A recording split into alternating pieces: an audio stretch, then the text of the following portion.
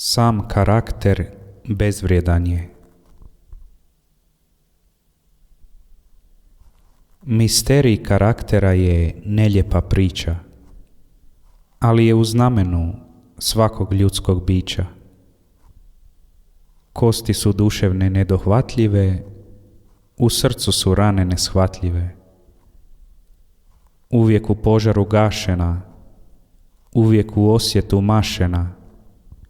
Često se suzbila, do dna je ona, kao sirotica čekala ljubavna zvona. Ljepote nije imala, plakala je.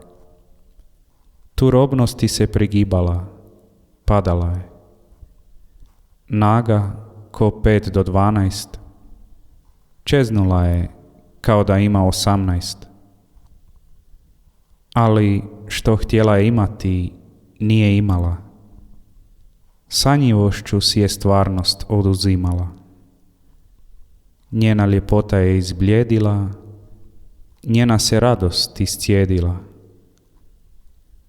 Bila je nježna kao svila, mekoćom dotaknuta, slomljena vila.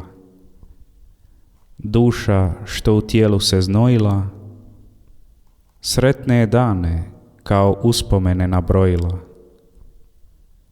Sam karakter bezvrijedan je. Koristi on nema, bez tijela nevidljiv je. Kosti su duševne nedohvatljive, u srcu su rane nespoznatljive.